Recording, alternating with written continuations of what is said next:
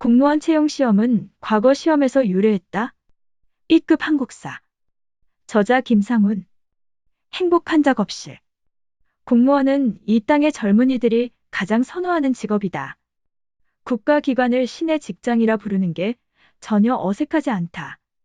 매년 공무원 채용 시험을 치를 때마다 수십만 명이 몰린다. 참고로 서양 국가들은 대체로 공무원 채용 방식이 우리와 많이 다르다. 미국을 예로 들면 특정 날짜를 정해 일제히 공무원 채용 시험을 치르지 않는다. 서류 심사, 필기시험, 면접시험의 절차를 거친다. 면접시험 비중이 상당히 높다. 우리는 어떨까? 예전에는 5급 공무원 선발 시험을 행정고시라 불렀다. 지금은 5급 공개경쟁 채용시험이라 부른다. 5급 시험에 통과하면 사무관이 된다. 요즘도 고위 공무원들은 동료와 선후배를 평가할 때 행시 몇 기인지를 묻고는 한다. 행정고시라는 명칭이 주는 파괴력이 강하다.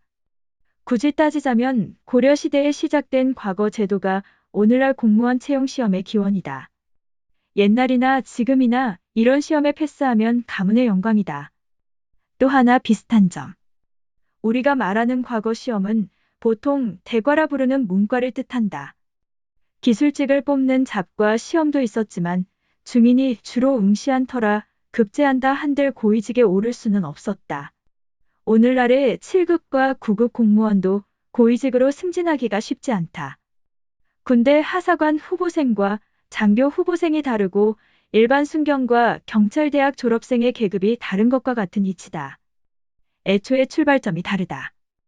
현대까지 명맥이 이어지고 있는 과거 시험은 고려 때 시작되었다. 4대 광종 통치기에 당시 중국 후주 출신인 쌍기가 귀화해 이 제도를 정착시켰다. 글을 짓는 제술, 유교 경전의 내용을 묻는 명경, 잡과 등으로 나뉘었다. 고려 때는 무과시험이 없었다.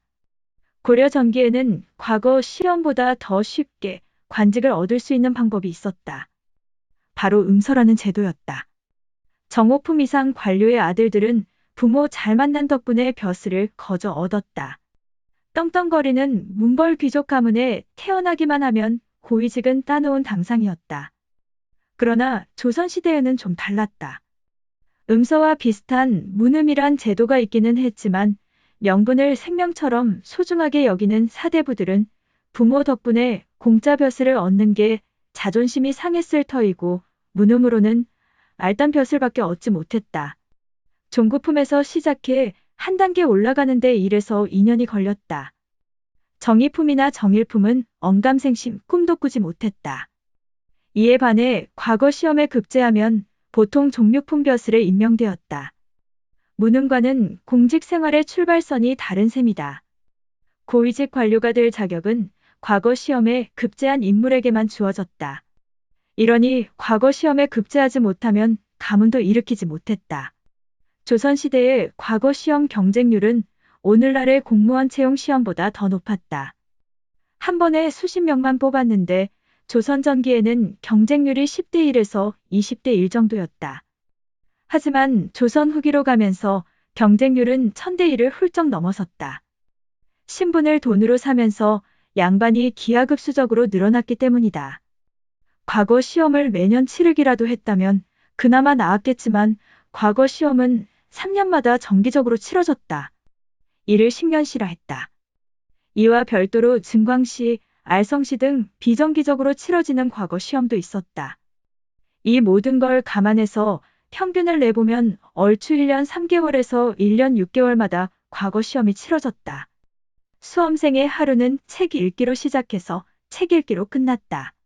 외워야 할 한자가 40만 자를 넘었다.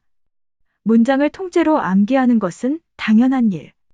면학 분위기 쇄신을 위해 산속 절간에 들어가 공부하기도 하고 시험에 임박해서는 기출문제집을 구입해서 풀기도 했다. 또한 과거 시험을 치르는데도 부익부 빈익빈이 적용되었다. 지방에서 한양까지 가려면 막대한 여비가 필요했다. 돈이 없으면 이불이며 소치며 쌀이며 반찬이며 모두 직접 사가지고 가야 한다. 부자라면 주막에서 호화판으로 해결했다. 주막이 발전하기 전에는 하인들이 모든 수발을 들었다. 부자들은 시험장에 하인을 보내 미리 좋은 자리를 맡아놓게 하고 날이 더우면 차양과 양산을 들이오게 했다. 주인님의 기운이 빠질까봐 시험을 치르는 내내 옆에 앉아 백숙을 고기도 했다. 나들이인지 고시장인지 애매모호해진다. 과거 시험장에서는 부정행위가 적잖았다. 손에 작은 쪽지를 감추는 것은 애교에 속했다. 책을 무더기로 가져와서 일일이 찾아보는 사람이 있는가 하면 옆 사람과 의논하며 문제를 풀기도 했다. 특히 조선 후기의 부정행위가 심했다. 그때는 아예 대리로 시험을 치르는 경우도 많았다. 혹은 옆자리에 앉아서 답을 일러주는 사람도 있었다. 망조도 이런 망조가 없다. 사실 조선 후기에는 벼슬을 사고 파는 일이 너무도 흔했으니까 그런 상황에서 과거 시험이란 게 큰 의미가 있겠는가. 실제로 과거 시험장에서 붓을 집어 던지고 나오는 이들이 적지 않았다. 오죽하면 난장판이란 말이 여기서 나왔을까? 온 가족이 시험 뒷바라지를 하는 모습은 그때나 지금이나 똑같다. 자신의 입신양명과 성공을 위해 혹은 가문의 부흥을 위해 반드시 통과해야 할 시험이니까 모든 정성을 쏟는다.